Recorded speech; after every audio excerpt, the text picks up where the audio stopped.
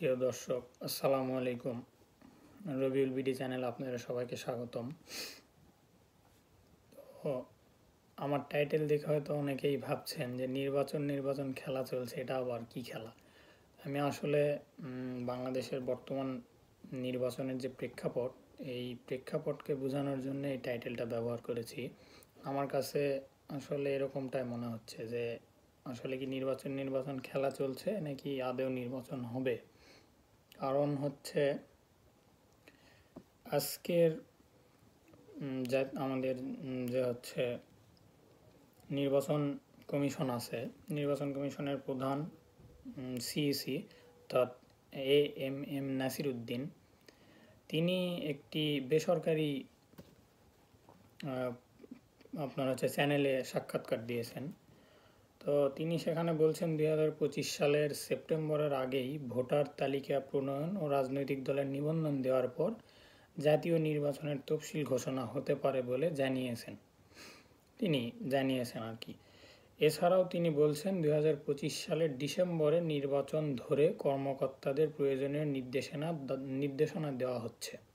অর্থাৎ 2025 সালের ডিসেম্বর মাসে নির্বাচন হবে এরকম একটা লক্ষ্য রেখে তারা তাদের কর্মকর্তাদেরকে আর কি প্রয়োজনীয় নির্দেশনাগুলো দিচ্ছেন। আচ্ছা, খুব ভালো ভালো কথা, আমরাও চাই।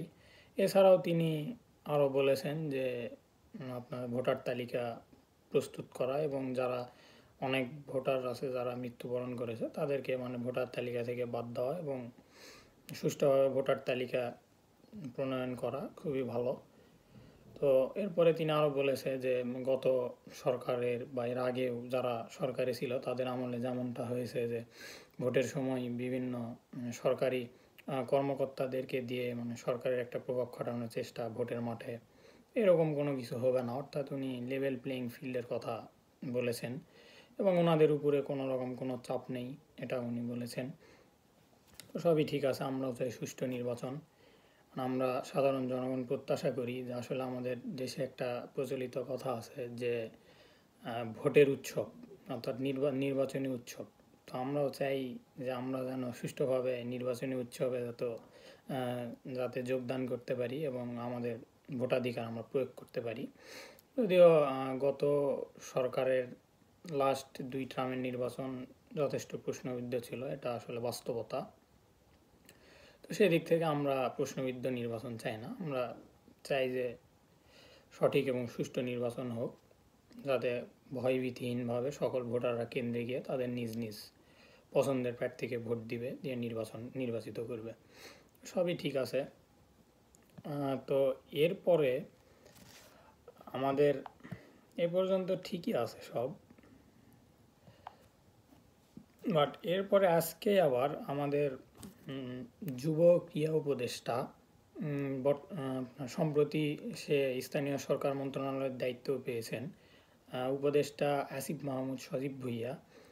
তিনি আবার ঠাকুরগাঁয়ের সম্ভবত, আমি যদি ভুল না করে থাকি, একটা অনুষ্ঠানে তিনি বলেছেন যে শুধু নির্বাচন বা ভোটের জন্য এত মানুষ জীবন দেয়নি। অর্থাৎ আমাদের নির্বাচন কমিশনার এইদিকে একরকম কথা বলছে এবং আমাদের সরকার অর্থাৎ উপদেষ্টা, যেহেতু উপদেষ্টার কথাকে আমরা সরকারের কথায় ধরে নিতে পারি। তো এখানে সরকারের পক্ষ থেকে বা উপদেষ্টা ইনি পুরো ভিন্ন কথা বলতেছে, পুরোপুরি ভিন্ন। ইনি ডিসেম্বর বা 25 সালের মধ্যে আপনার হচ্ছে ভোটার তালিকা প্রণয়ন বা নির্বাচনের যেই সিইসির যে কথা যে ডিসেম্বরে নির্বাচন হবে এরকম লক্ষ্য ধরে নিয়ে কর্মকর্তাদেরকে সব কাজের নির্দেশ দেওয়া হচ্ছে। তো ওনার ওই কথার সঙ্গে তো আমাদের উপদেষ্টার কথার কোনো রকমই মিল নেই। তো এইখান থেকে আসলে আমরা জনগণ তো আসলে আমরা এখন পর্যন্ত জানি না যে কি হতে যাচ্ছে বা আদৌ কি হবে। কারণ আসলে নির্বাচন কমিশনার তো ঠিক আছে ভোটের আয়োজন করবে, কিন্তু যে এখন বর্তমান আমাদের সরকার আছে অন্তর্বর্তীকালীন সরকার, তার তো অবশ্যই সহযোগিতা প্রয়োজন। এছাড়া তো নির্বাচন কমিশনারের পক্ষে তো সম্ভব না সুষ্ঠু নির্বাচন আয়োজন করা। এবং যে যত কথাই বলুক, হয়তো বা আমরা বলে থাকি, আমাদের দেশের প্রচলিত একটা কথা আছে যে আওয়ামী লীগ বিএনপি একই, মুদ্রার ইপিঠ আর ওপিঠ। এবং বিএনপি এখন নির্বাচনের জন্য অনেক মানে সব জায়গাতেই প্রায় তারা বলতেছে নির্বাচন নির্বাচন করতেছে, অনেকে বলতেছে যে বিএনপি শুধু নির্বাচন নির্বাচন করতেছে। তো আসলে বাস্তব বাস্তবতা হচ্ছে সংসদ ছাড়া বা নির্বাচিত সরকার ছাড়া একটি দেশ সামনের দিকে এগিয়ে যাওয়া আসলে অনেক টাফ। সেই ক্ষেত্রে নির্বাচন, আপনার নির্বাচিত সরকার বা সংসদের মাধ্যমে দেশের উন্নয়ন করাটা মানে যতটা সহজ হয়, আসলে সংসদবিহীন বা আপনার অন্তর্বর্তীকালীন সরকার যেটাই বলেন তাদের পক্ষে কিন্তু একটু কঠিন। তো আসলে সংসদের ওখানে বিভিন্ন দলের মতের এমপি থাকবে, তাদের বিভিন্ন ধরনের বিভিন্ন জনের বিভিন্ন রকমের মতের মাধ্যমে যে কোনো বিল বা যে কোনো কিছুই যদি পাশ হতে হয় সেখান থেকে পাশ হয়ে আসবে। তারা ওখানে জনগণের প্রতিনিধিত্ব করে, জনগণের প্রতিনিধি থাকে। তো সব মিলিয়ে আসলে